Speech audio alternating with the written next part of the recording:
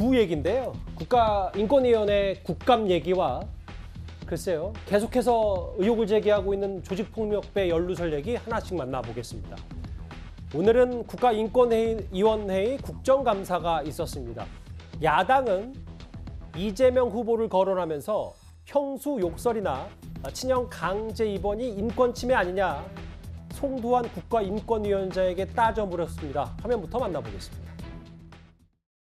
형한테 요구를 하고 형수한테 요구하고 인권 침해가 안 이루어졌다고 보고 계십니까? 위원께서 파악하고 계시는 그 사실관계에 입각하면 인권 침해 문제의 소지가 있고 그 범주에 속하는 문제다라고 하는 거를 누구도 이의 제기하지는 않을 거라고 생각을 합니다. 이 자리는 인권위원장님께서 그렇게 두리뭉실 답변을 하는 데가 아닙니다. 예. 그 이재명 지사 욕설이나 강제 입원에 대해서 사실관계 정확하게 아십니까? 잘 모릅니다. 모르면 모른다고 말씀하셔야죠. 가정적인 주장이나 사실에 대해서 평가 판단을 하는 듯한 말씀을 하시면 안 됩니다. 자꾸 그렇게 말씀하시면 위증이 될 수가 있어요. 네? 예. 그리고 잘 알겠습니다. 제가 다른 거 준비했다가 또 이 말씀을 또 드려야 돼. 아유. 예, 오늘 인권위 국감에서 있었던 화면 만나봤습니다. 일단 화면에서 보셨던 이수진 의원의 한숨 혹은 이거는 잠시 뒤에 만나보기로 하는데, 일단 인권위원장이 형수 욕설, 강제 입원, 인권 침해 소지가 있다 이렇게 얘기를 했습니다.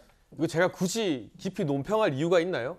당연히 우리 국민 누구나 이재명 지사가 그 형의 가족, 또 형수님 그분에게 한 욕설 파일, 통화 녹취록, 최근에 유튜브를 통해서도 많이 퍼지고 있던데 들어본다면 이건 명백한 인권 침해라고 판단을 하실 거고요. 이후 여하를 막론하고 친형을 강제 입원시킨 것, 직계가족이 아니지 않습니까?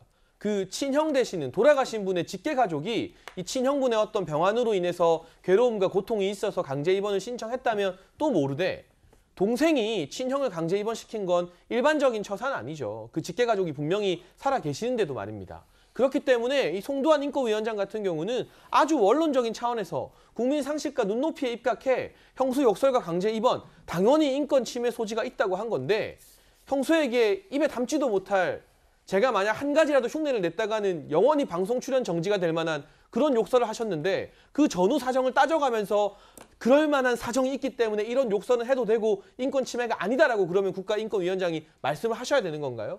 아닐 겁니다. 그리고 이 부분에 대해서는 이재명 지사도 이미 대국민 사과를 했기 때문에 이재명 지사를 편드는 더불어민주당 의원들이 이걸 가지고 인권 침해가 아니라고 송두환 인권위원장을 윽박지르는 게 오히려 정무적으로 이재명 지사에게는 별로 도움이 안 될 것 같습니다. 근데 인권위원장은 사실관계를 정확히 아느냐는 질문에는 또 답을 못했고, 실제로 글쎄요, 이수진 의원의 속내는 야당 의원에게 그렇게 저렇게 두루뭉술하게 얘기한 것 자체가 부적절하다 이런 얘기를 하고 있는 겁니까? 형수 욕설에 대해서 이재명 지사가 이미 사과를 했잖아요. 예. 그런 점에서는 잘못됐다고 했고요. 그러면 만약에 대화를 할 때, 싸울 때 한 사람이 욕설을 하는데 상대방이 욕설을 하면 둘 다 인권 침해가 될까요? 이건 가정사의 문제거든요. 형수의 욕설, 당연히 이재명 지사가 잘못했습니다. 그런데 욕설을 하게 된 계기가 형이 어머니를 폭행하고 협박하고 욕하니까 그랬다는 거잖아요. 예. 그러면 이해할 만한 가정사의 내용이 다 있는 겁니다. 그런데 이제 송두환 인권위원장 입장에서 보면 그냥 국가 인권에, 국민들의 인권에 대한 문제는 맞지만 가정사에 대해서 구체적으로 알지 못하면서 인권 침해가 있다? 그러면 또 상대방에 대해서도 판단을 해줘야 되는 거잖아요. 그런 측면에서 좀 바라봐야 될 것 같고요. 자꾸 친형을 이제 강제 입원했다 하는데, 실제 강제 입원한 게 아니라 진단을 이제 받은 거고요. 실제 정신과 진단은 강제 진단입니다. 가족들 동의하에 강제적으로 데리고 가서 진단을 받는 것이기 때문에 예. 대법원 판결에서 이게 강제 입원, 강제 진단이 아니라고 했는데 자꾸 이걸 마치 위법인 것처럼 얘기하는 것은 부적절하다 생각됩니다. 예. 화면을 보셨던 것처럼 오늘 민주당으로부터 꽤 강한 질타를 받은 송두환 위원장은요, 과거 이재명 후보의 공직선거법 위반 재판에서 무료 변론을 해줬다는 논란이 최근에 있었습니다. 이를 두고도 오늘 말이 나왔습니다. 무료 변론 요청을 누구한테 받으셨습니까? 이재명 지사 본인으로부터 제가 전화를 받았습니다. 이재명 지사랑 친하십니까? 아닙니다. 그때 전화 통화도 난생 처음이었고요. 이재명 지사 의 존재는 언론 통해서 이제 알고 있었고 인변 후배 회원이다라는 걸 더 중요시하게 생각하고 네, 위원장님이 지금 하신 무료 변론이 청탁금지법 위반 있을 수 있다라는 것은 법조인으로서 인정하십니까? 그 부분의 의문을 가지고 검토를 해보시는 것 자체는 저는 뭐 충분히 그럴 수 있다고 생각을 하고요. 그것에 대해서는 이의가 없습니다. 네. 그래서요, 국민의힘에서는 일주일 전 전현희 권익위원장의 이 발언을 근거로 이재명 후보의 부정청탁금지법 위반을 주장하고 있습니다. 지인이라든지 친구라든지 아주 가까운 사람의 경우에는 경우에 따라서 무료로 할 수도 있는 사안이기 때문에 그 자체로 청탁금지법 위반으로 보기는 어렵다 생각을 합니다.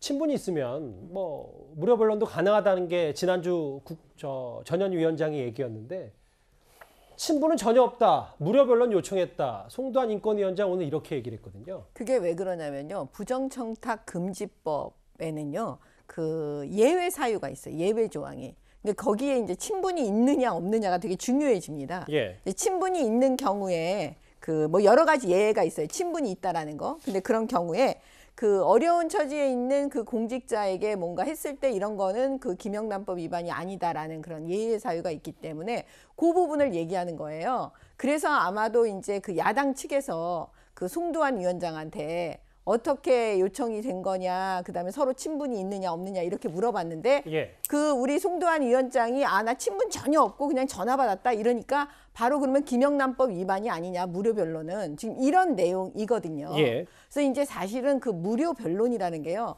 그 꼭 이 경우가 아니더라도 어느 경우에는 그게 뇌물도 될 수가 있어요. 대가를 제공하는 거니까요. 여러 가지 그 무료 변론은 문제가 좀 많을 수가 있기 때문에 제가 볼 때 이거는 이제 법률적으로 더 들어가야 되는데 일단 얼핏 보기에는 이거는 그 좀 문제의 소지가 있지 않나라고 보여집니다. 예. 이재명 후보가 청탁금지법 위반 아니냐라고 국민의힘이 이렇게 캐물었는데 반면 오늘 민주당 의원들의 생각은 많이 달랐습니다. 같이 한번 다시 만나볼까요? 민변에서는 민변 회원이 하게 되면은 무료로 많은 이런 사례들이 하고 있죠. 이재명 후보에 대해서 탄원서 성격으로 보고 상고 이유서에 서명한 거고 법적인 문제는 없다라고 저는 보여집니다. 상고 이유서든 상고 이유서 네. 보충서든 작성했습니까? 작성한 적 있냐고요, 내용에. 다른 로펌에서 이재명 지사 등이 다 작성한 거예요. 연명만 했고 한 것도 안 하고 연명만 해줬기 때문에 양심상 이건 값어치가 없다라고 생각하신 거고. 연명이라는 건 이름을 올린다는 얘기인 텐데 이도원 의원님. 네. 뭐 그럼에도 민주당에서는 뭐 청탁금지법 아니다. 뭐 이렇게 얘기를 하고 있지만 실제로 당사자가 친분을 없는데 무료 변론을 요청했다. 이 발언은 앞으로도 조금 논란이 있을 것 같습니다. 그러니까 김영란법, 그러니까 정확히 얘기하면 이제 부정청탁금지법이 새로 그러니까 제정된 지가 얼마 안 됐기 때문에 이걸 적용하는 데 있어서 현장에서 굉장히 조금 그 헷갈리는 굉장히 면이 많습니다. 그래서 어떻게 하냐면 주로 주무부서인 권익위원회에 문의를 하고 그 문의에 대한 답변을 토대로 해서 검찰과 경찰이 수사하는 경우가 굉장히 많아요. 예. 근데 이제 송두환 위원장 같은 경우에는 이 문제에 대해서 그 전현희 위원장이 명확하게 얘기하지 않았습니까? 아주 가까운 사람 경우에는 무료로 그 변론할 수도 있다 이렇게 되니까 그러면 가깝지 않은 사람은 무료로 변론하지 않으면 그건 김영란법 위반이구나. 당연히 그렇게 생각하는 거죠. 예. 그런데 지금 그 송두환 위원장이 그런 법적 처벌을 받을 걸 감수했는지는 모르겠지만 전혀 모르는 사이고 전화가 와서 해줬다 이러니까 두 분이 송두환, 이재명 두 분이 이거 김영란법 위반으로 처벌을 받을 수도 있다 이렇게 야당에서는 당연히 공격할 수 있습니다. 물론 전현희 위원장이 당시에 말했을 때 송두환 위원장의 케이스를 내가 딱 집어서 얘기한 건 아니고 아하. 일반론적인 얘기를 했다고 이제 추후에 해명은 했지만 예. 일단 해놓은 얘기이기 때문에 당연히 그 비판을 할 수 있는 거고 그럼 왜 저런 얘기를 하느냐? 지금 여당하고 송두환 위원장하고는 조금 그 정치적 이해관계가 다를 수도 있어요. 여당에서는 어떻게든 이재명 그 후보를 보호해야 되지 않겠습니까? 근데 송 위원장은 임기가 3년이고 연임이 될 수가 있어요. 무슨 얘기냐면 문재인 정권뿐만 아니라 차기 정부와도 같이 일을 해야 돼요. 예, 알겠습니다. 그런 좀 더 넓은 고려를 할 수도 있다. 이 점을 뭐 얘기하고 싶습니다. 오늘 인권위에서 이재명 후보 이름이 많이 거론이 됐습니다.